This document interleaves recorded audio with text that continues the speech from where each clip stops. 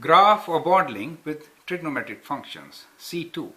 A quick note on transformation and characteristics of sinusoidal function. Well, this I felt is most important to understand what are we going to deal with in this section, right? So most of the time we are going to deal with the trigonometric function written in a very general form. So generally we write this function as this: f of x is equals to a times. So we can have sine or cosine. So I'll just write function f, right, times k times x minus p plus q, right? If it is a sine function, we'll write sine here, right? And if it is a cosine function, we'll write cos here. For example, we can write g of x is equals to 2 of sine within bracket 3 x minus, let's say, 20 degrees plus 1. So that is an example of a sine function. Or we could find a cosine function, and we could write this as minus 20 cos, let's say, 2 x plus 1. For example, we could do like this. So that is a cosine function, correct? Now these are kinds of equations which you will be seeing most of the time while working with them. And now how to analyze these situations, these equations, so that you can do the right transformation, you can do the right graph and the modeling. This is what I want to emphasize now. So here we'll go more with the transformation. So transformation, as far as this equation is concerned, A gives you vertical stretch or compression. So these two things which are outside are related with vertical. Stretch compression is A and Q is translation, up and down. And inside terms are horizontal. So K gives you horizontally compressed or horizontally stretched. If K is more than 1, then it is compression by a factor of 1 over K. If K is less than 1, then it is a stretch, horizontal stretch, by a factor of 1 over K. And P gives you phase shift as to the wave really started, it started to the right or to the left. So the inside terms tell you about horizontal stretch compression, and that is translation. Outside terms reflect on vertical. This is stretch or compression, and that one is translation.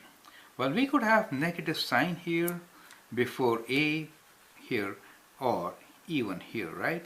So this negative sign indicates a reflection and vertically reflected on x-axis, and that reflects on the y-axis horizontally. Do you see that?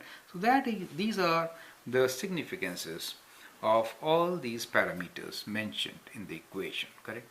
So let me just with this example tell you that this means that the sine function has an amplitude of 2 and it has been shifted 1 unit up, right? Q is positive. 3 here means that K value is 3, and K is closely related with time period, right? So let me tell you that relation also. So K is equals to 360 degrees divided by T, or T is equals to 360 degrees divided by K.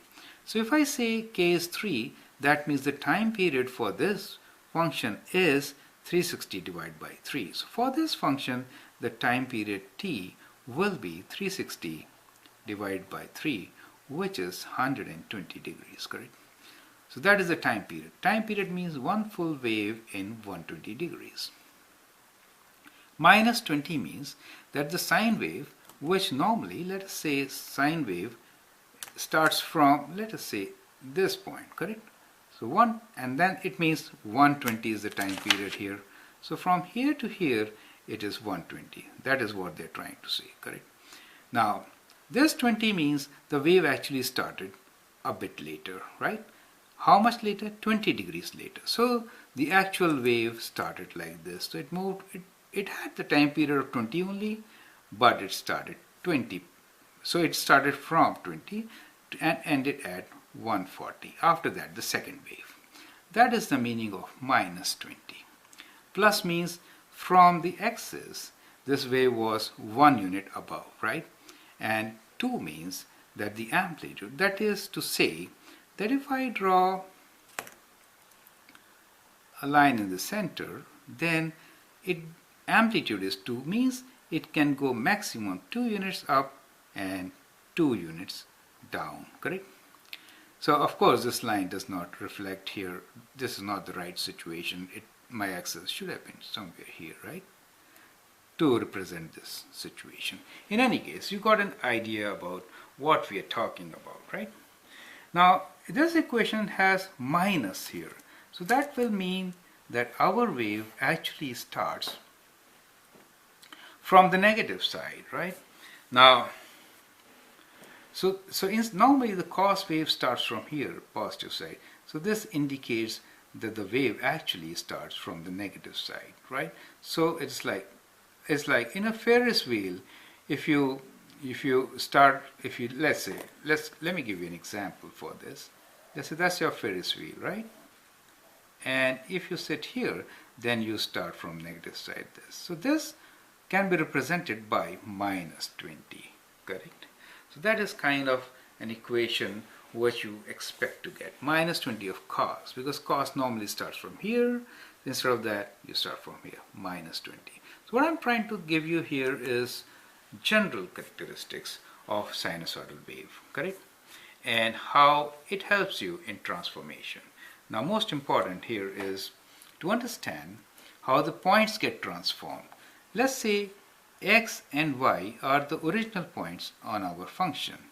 Then the transformation of these points because of this is that the x values get transformed by k and p. So x values become, so the transformed x point will be x divided by k, because it's always 1 over k times, plus p. So that is your transformed x point. And the transformed y point will be, you have to multiply by a, so a times y plus q.